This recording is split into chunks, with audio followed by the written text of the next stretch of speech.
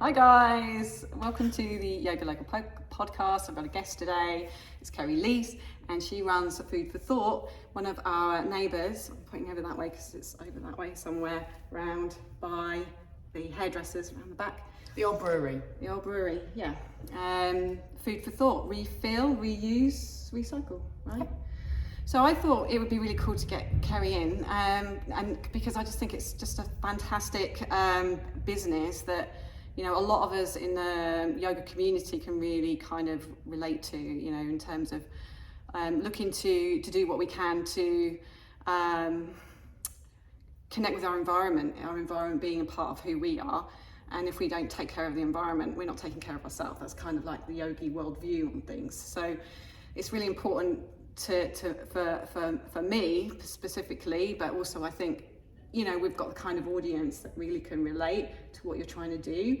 And so let's try and support these businesses, these other people who are around us, like Together We're Stronger. That's kind of one of our messages. Yeah. So tell us a bit about Food for Thought and just a bit of a summary, because you've been here for a couple of years now, right? It will be 2 years in December.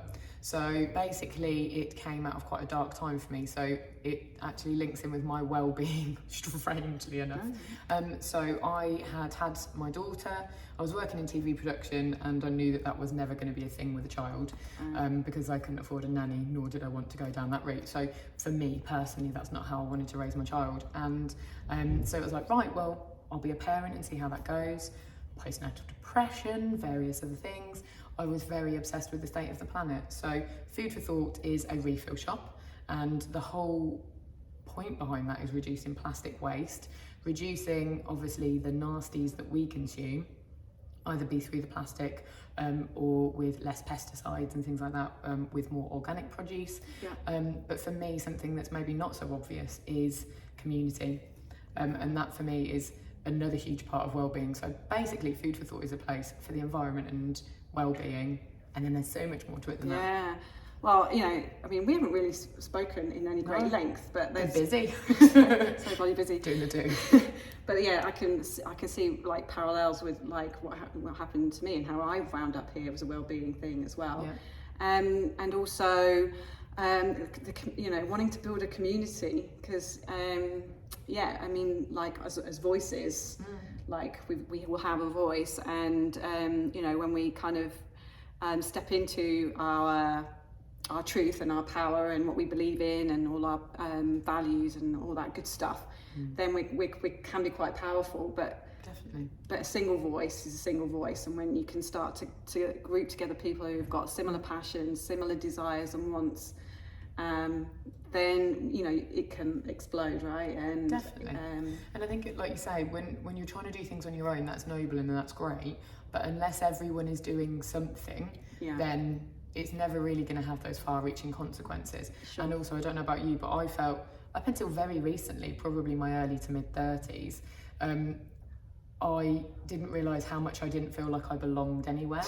So once I realised that it wasn't me, well, yeah, it might be me with some elements, but actually it's the other buggers. But like, we're all right. But you know, when you find your people and you go, oh my God, it's not, like, other people are really worried about this too, and other people want to do stuff but feel like it's too hard, or they don't know where to start.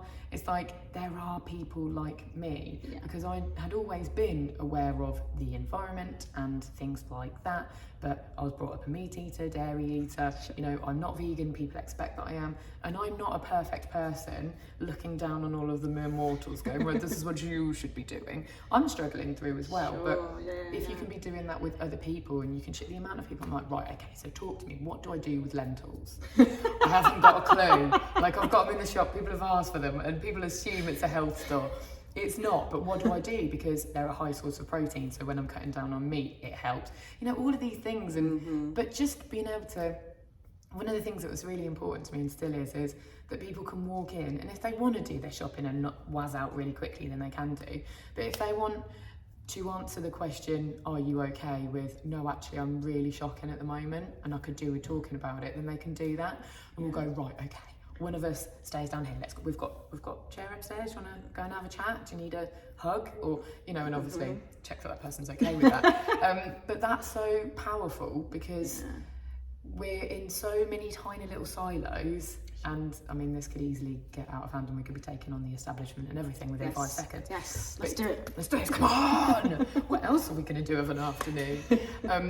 But when you have those connections with other people, you can do it. Yeah.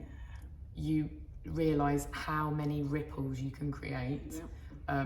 But when you're on your own, feeling lonely, alone, that you can't do anything, powerless, that is a very, very dark place to be. Yeah. So we don't want that. No. So much. Very mutual kind of goals here, and ways of running a business as well. Yeah. So it's really cool. Oh guys, lonely times sometimes. It massively is. So let's get into so there's these guys are out there going, right, yeah, that sounds like me. I want to come in, but I'm overwhelmed. I don't know what to do first. I don't think I'm going to make much of a difference, even if I do. What can we do? Well, first of all, watch the film Ants or Bugs Life, because if you are one person sitting there going, oh, what difference am I going to make?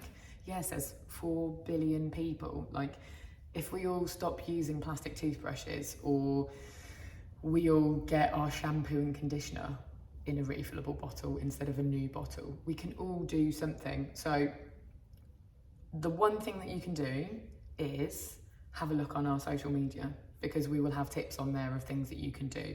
And these are things that you don't necessarily, they could be lying around your house, but things that already exist that can help you to reduce the amount of waste that you have, reuse stuff, because we have in our minds that, and I don't want to overwhelm people, but, oh, well, if I recycle, everything's fine. Yeah, not so much. Not so much. Not saying that we shouldn't do it, but let's look at reusing things before we even think about recycling them, because if you can reuse them 1,000 times before they get recycled, beautiful. I mean, like I say, we could go on forever, but simplify it. Look at one thing in your house, or the worst offender. Have a look in your rubbish bins. What's the thing that I put in landfill most? What's the thing that I put in recycling most? Are there alternatives? Are there easy ways that I could go around this? Is there one thing usually? What do you think? So much. So many people start off with washing up liquid, because one, the washing up liquid we've got is kick-ass. It's such a good washing up liquid. And who knew I could get excited about washing up liquid? It's two local companies that you'll be supporting, because we stock Phil, which is an amazing brand, and they happen to be in Findon. So we have 200 litre drums of the stuff. You can just get 500 ml or 10 ml and see how it goes. A lot of people will start with that because it's one thing that they can do. Right. Or it might be that if you drink cow's milk, you get milk in a glass bottle, or you get your bread from us that doesn't have plastic packaging. So focus on one thing, and every home is different, and I'm not here to tell you what to do with your life, but quite often if you don't want to approach us because we're scary, horrible creatures, then you can, do that weird thing where everyone goes, oh, I've been following you for years. Like, oh, okay, thanks. They don't usually put the intonation in, but you must get it where people go, oh, I follow you. Yeah, like, sure. You at the window again, was it? Sneaky peeker. Why are we so intimidating? I don't get that, actually, because I have exactly that. People press against the thought. Which is very obvious. We're inside watching you going, I can see you, but then they won't step inside. It's like, it's okay, I'm not going to jump on you and empty your pockets or whatever. Yeah. And I literally, the amount of times that I talk people, maybe this is why I'm struggling with business, but I'll talk people out of sales if they're like, oh, can you talk to me on this? I do this, for instance. Oh, okay, well, this might be a good, thing for you, or that might be a good thing, or, I'll say, what's your priority? If your priority is your budget, we all have to live within a certain means, then, you getting 5 litres off a certain unethical website, I'm never going to be able to compete with that. Never. So if that's your thing, all power to you, do what you need to do. If your priority is actually, I'd like to shop local, if I'd like to cut down on my plastic consumption, I'm trying to cut my carbon footprint, we can work with whatever that is, but just kind of shrink down. But people are intimidated. People could come in and say, right, I've got those kind of different priorities then, and you could kind of we can work with them, coach them through it, because that's the bit that I really enjoy, actually, is the talking to people, understanding where they're coming from. Because she said she can talk, so I know. So that's not going to be a problem. No, it's not going to be a problem. You'll have to tell us if you've got a time limit. We do deal with time limits, and it's so the amount of people that come in, and it's lovely because it means that we've created the place that we wanted to. But they'll go, I've got to be quick, and when that's the first line, that they're like, okay, but they're the ones that will keep us talking. We're like, you told us you needed to get out the door. Yeah, I know, but I like it, which is great. But go, you've got an appointment. So yeah, we can work with you, because at the end of the day, there's no point me saying, do this, do that, do the other. Yeah. If you're not going to do it, what is the point? And I would much rather somebody walk in and ask for help. I will never be annoyed if somebody's asked me for help and they make a mistake. When they waltz in, just go over to a gravity dispenser and let a load of lentils all over the floor.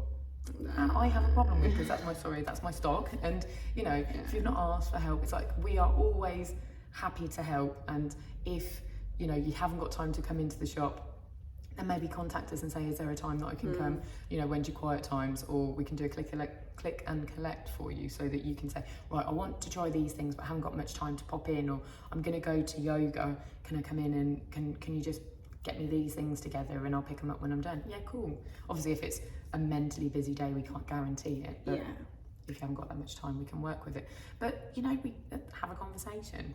And the amount of people that walk in and they go, I'm just having a look.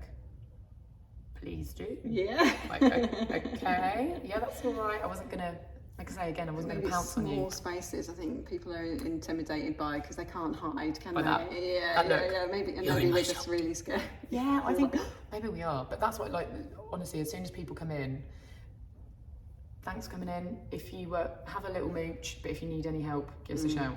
So it's like, hi, I acknowledge as a human being that you are here, but feel free to wander around. Like, I want you to feel relaxed. I want you to feel like you can take it all in, because it's a different way of shopping. Massively. It's not, you realise the psychology behind retail, because go here, you see this is in a packet, you know, it's such a very well led around a traditional supermarket. Exactly, and everything's led by the nose. You are pretty much like, here, go to here, oh, this is cheaper, that's on offer. You know, but actually, it's so many people, when we've said about doing click and collect and delivery, it makes it easier for some people, but others are like, I really don't want that. I love coming in. I want to come in and take the time. But actually, if people can't come in, it means it's a step easier for them to do it. So, you know, we've got those options for people, because, you know, life does get busy. Yeah, it's a bit like our online offer, you know. Obviously people would much prefer to come and practice in a ride the wave in-person setting, but you know, if it means the difference between not doing and doing, you know, sometimes you need to explore these other options. That's why technology can be really useful. It does give you options. I think it's probably a bit like our beginner kind of situation, though. When you first start out, the last thing that you're going to be doing is like going online, because you have no idea, where to start, where to begin. So I guess it's that kind of like that first journey across the threshold to explore it, and then a friendly face to help work you through your needs. Do you do any kind of so I'm just thinking, like, is some kind of resource that people can go, right, start with your washing up liquid, and then we're putting together some packs at the minute. So basically, there's a bit of a starter pack. So it might be a cleaning pack. It might be that'd be a really cool bathroom pack. You know, so you've got some shampoo, conditioner, all bars, soap, toothbrush, toothpaste. So that people have options of, right, okay, because people do need it to be as easy as possible, which I'm realising, and even though people can see them, sometimes they're so overwhelmed, they're like, I want you to physically put the thing in front of my face and say, this is where you can start, I'll take that, okay, cool. Exactly. So we're working on doing that. It's not so easy without going into the boring, laws and stuff, but it's not so easy with the food products, because as soon as it's pre-packaged, it needs full labelling with every ingredient and blah, blah, blah, blah, blah, which a lot of the stuff, like I say, is whole food, so not so difficult, but it's just an extra thing I don't have time or energy to do. So obviously we have all allergen ingredients and everything like that, and take it very, very seriously. But we're just trying to make it as easy as possible. So but equally, as you've alluded to, being a businesswoman is all consuming. I've got a 4-year-old just turned daughter. I've got a partner who I'm relatively keen on and should probably put more into that relationship. We've got a dog. My partner's got a business. So it's sort of like, it gets very busy and very difficult to do everything all at once. And when we are in a world, whether we like it or not, we live in this world. And so we are therefore used to the fact that certain supermarkets open 7 days a week, most of the hours in that week. And I'm at the moment not going to be able to cater to that because there's myself with a child and my assistant's amazing, but she's also got a child. So neither would, it's not sustainable for anybody. No. We're talking about sustainability, and it's not sustainable to expect us to be here all the time. No, I totally get that, and I think that's one of those priority things that you first talked about. It's like, what is it you're trying to do? If your priority is to shop local, support local businesses, not have to, in 10 years time your only choice is going to be, to the big conglomerates, then we've got to start like, well, this is important to me, and making that shift, and it'll be uncomfortable for a time to make that shift. And because I get this the same. It's like, do you do a beginners? Yeah, we do it on this day and this day. Oh, don't you do it on that day? Yeah, you're like, no. It's like, oh no. There's only so much of you that you can give. So we're talking a lot about accountability this month. We have themes which frame what we're doing, and it's like, at some point you've got to take responsibility and take accountability for your own actions. And like, if that's important to you, you carve out time. You've got to carve out the time. There's just no kind of like sugarcoating it, or do you know what I mean? It's like, definitely. If it's important to you, go and do it. Go do it, yeah. Do you know what? It's really difficult because we are so used to being pandered to. Because if we're pandered to, and it's really, really easy for us to spend our money, it all comes down to money. Then that's what, becomes queen. But actually, like you say, sometimes you have got to go out of your way. And I mean, I'm talking about retail, so it is different, and I do have to, cater to people, I think, more. But equally, when they say an early morning would be brilliant, a later evening would be brilliant, turn up then, because I'm sick of schlepping my ass across town, getting here, getting my veg, picking up my bread in time for 8:30 in the morning, and nobody walks in the door. I don't mean to moan, but you know what I mean? Like you say, it is. There's a mutual responsibility. There's this service that's being offered, and then it's our responsibility. And I feel it too. I mean, just around the freaking corner, and we can all come up with 101 excuses. So again, it's about taking accountability, and then like, what's important to you, and just making that. I think that's the thing. I think sometimes like, oh well, who needs little old me, wandering in, everybody needs little old you wandering in, even if it's to give you a bit of moral support. And honestly, it's like, there's so much that you can do that we could spend a good full 5 hours talking about it. Like, there's just so much. But there is a woman, and I can't remember her name because I can't remember any information anymore. But we need 1 million people. No, we don't need 1 million people doing zero waste perfectly. We need everyone doing it imperfectly. And any kind of change, whether it's to do with how many times you get in your car, how fuel guzzling that car is, whether you eat meat, whether you don't, whether you sit down and you do your practice, whether you clean your teeth at night and wash your face. If you can do 30 seconds of it instead of 2 minutes, do 30 seconds, because so often we don't do the 30 seconds, we don't get any, because we're so het up about the fact that we've not done 2 minutes. Does that make sense? It doesn't make sense. It doesn't make sense, really but doesn't make sense. We're also overwhelmed all of the time. And we just need those avenues out, and I certainly know that what we do here can help like start to change that mindset, make those subtle little shifts, and then we've got these kind of great resources that we can tap into. Let's do that more frequently, And actually, people kind of go, oh, I'm sorry, it's not much today. You came in, you got your stuff. That's amazing. That's £3, that's 10 quid, that's 30 quid that we wouldn't have had. And that all of that money comes together. And actually, obviously from my business point of view, that's all money that comes together. But from a person point of view, that is a plastic packet that doesn't exist now. I worked it out the other day, and I unfortunately am really detail orientated, so I'll either go all of the detail or none of the detail, because my brain there's no in between. I suppose like the 2 minute, 30 seconds. So roughly when I work it out, how many transactions that I've done since being here, and then roughly 5 items per transaction. And that doesn't look at sanitary products and things that are reused over and over and over again. But it was something ludicrous, like, I want to say 33,000, but I've got a feeling it's more. And you kind of go, oh, it's a number, it's 33,000 pieces of plastic that we've saved. Then you go, in one place, in one town, in one country, in one continent on this planet. And obviously it can go the other way as well, but that has been saved from being created. And if it's not created, it doesn't go into landfill. It doesn't go into a seagull or a hedgehog. It doesn't go into us. Because, you know, plastic's been found in human cells. It's horrifying. But, you know, concentrate on all of those things and they do really add up. And it's not always doom and gloom. No. But equally, sometimes you need to address the elephant in the room, because otherwise the elephant gets stronger. We all need a kick up the arse at some point to actually do what we know needs to be done. And some people pay good money for that. That's the extra service we don't advertise. Yes, they do. Seriously, they really do. Yeah, it's like, tell me to do this thing. And like with the practice, where I live, I will never do it at home. I just never do. And one day, I pray that I actually do get my act together. But if it weren't for, because I will never do it.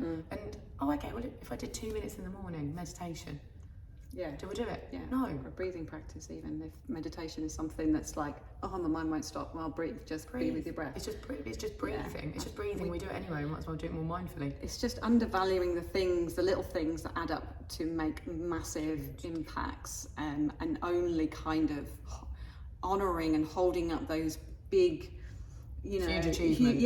And you know, we kind of we're not good at celebrating the small things. So but life is made up of all of the small. How many times do people get married, move house, earn £1 million? I mean, I don't know. Some people do it very frequently. But you know, do you know what, this morning I was like, right, I am not necessarily in the greatest shape of my life, and going through some stuff at the moment, so I'm just overwhelmed all of the time. And I just actually took a moment to consider, I've had a lovely morning. I got to actually snuggle with my partner this morning before our daughter, she didn't wake us up, we woke her up. Yeah, I know. And then we had like a nice shower, and then when she woke up, our daughter was on complete form, and as we were crossing the road, somebody let us go and she waved at them, and you could see in that person's face that it just completely made their day. And it's all of that little, that is life. That is life, and that is the stuff that if we actually take time to stop and appreciate it, that's the stuff that goes like, well done. I got out of bed and cleaned my teeth. I put the washing out. I took 5 seconds to recognise I'm getting a bit panicky. So I concentrated on my breath, and now I feel slightly more human. Am I the Dalai Lama? No. Does it matter? No. So yeah, do what you can with everything. Do what you can. Groovy. Right, I am going to just ask you some of my quick fire questions, which may not be quick fire, but we because you've heard me talk.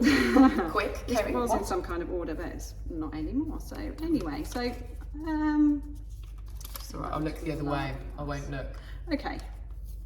What one thing do you do to refill your reserves? I thought that was kind of I like it. Clever. I like what you've done there. So, once a week, I have a yoga class that I've been going to for years, and I have carved that time out on Wednesday evening. Nothing else is happening. Really? Other than yoga.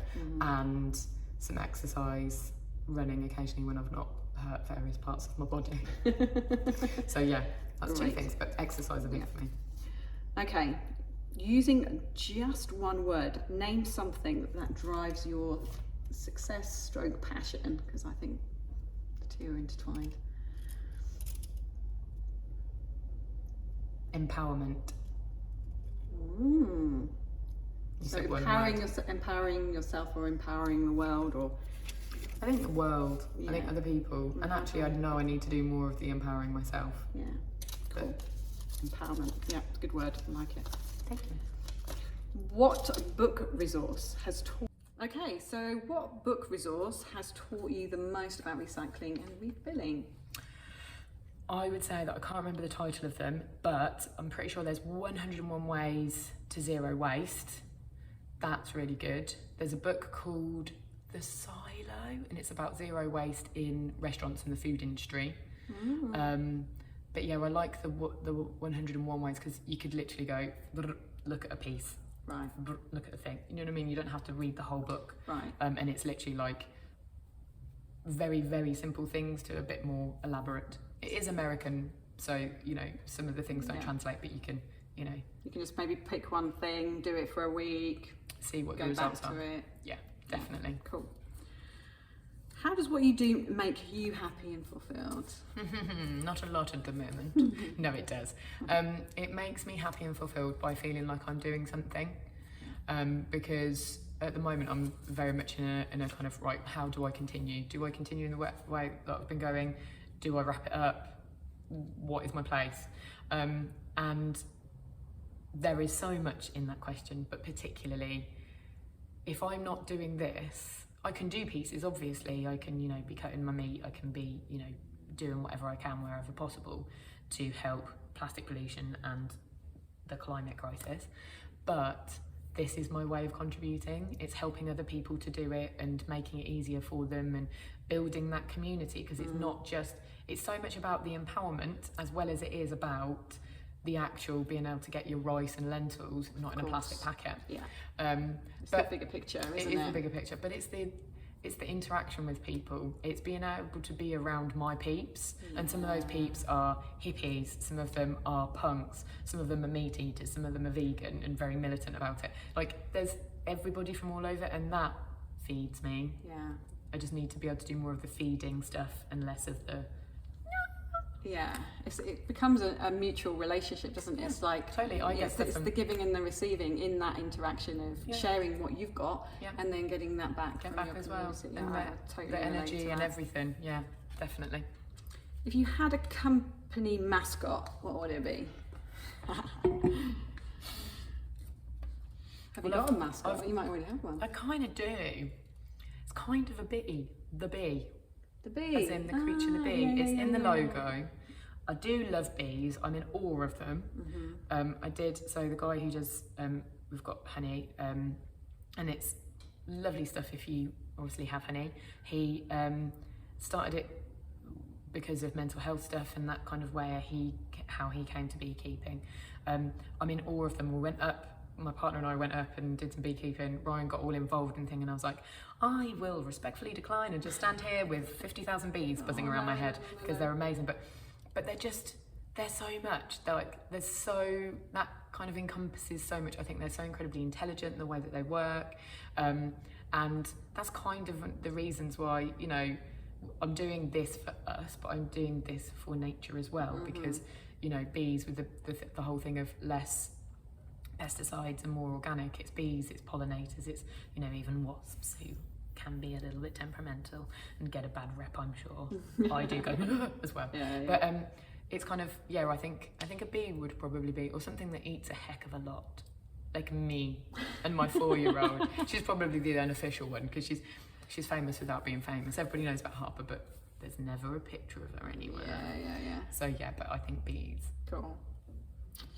Not a quick one, sorry. Okay. That's fine. Right, what's one cool habit we could do every day, no matter what?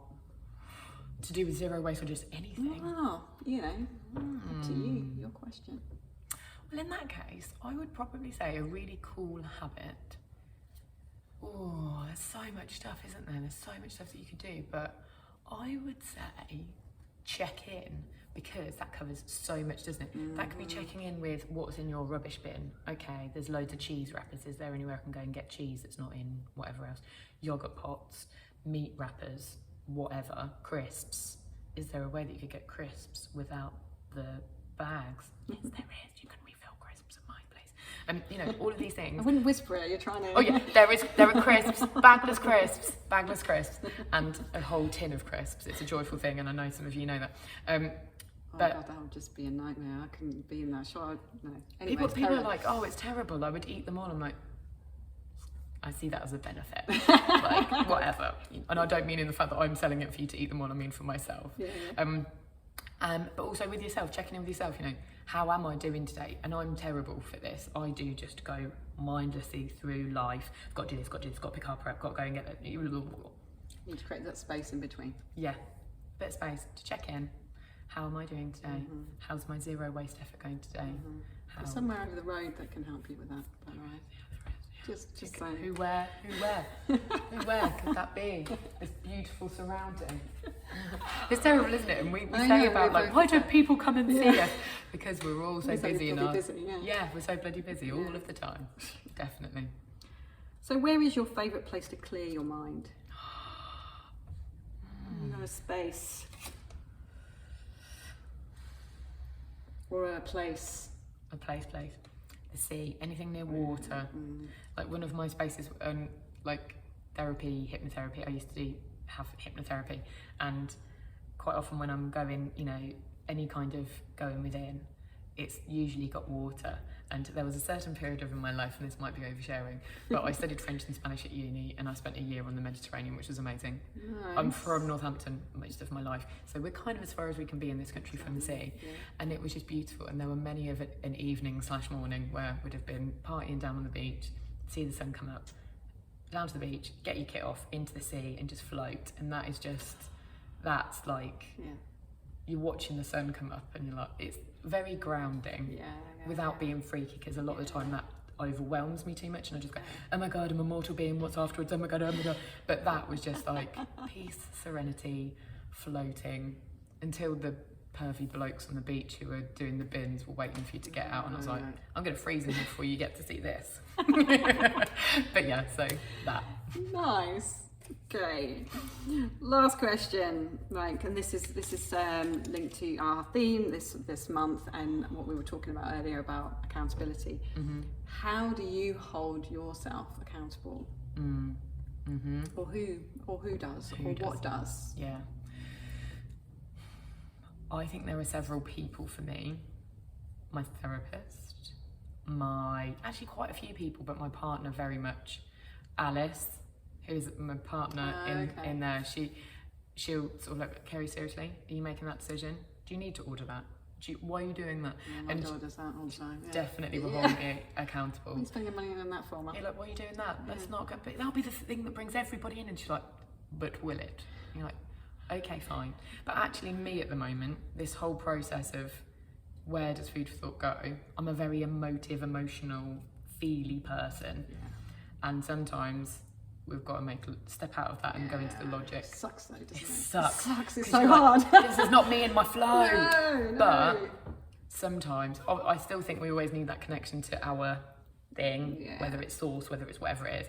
But to actually make it considered, and it's like, do you know what? This is where I naturally gravitate to, but I am listening to all of this, and this is an all-being decision, and I feel comfortable with that. It's balanced. Yeah, exactly. Like, I really want this to work and I want this to continue, but I also want to be around for my daughter. And if I put myself in an early grave, that's not going to happen. So, you know, I know it doesn't always have to be that dramatic. I am one for the drama, darling. But, you know, sometimes you do need that. Yeah.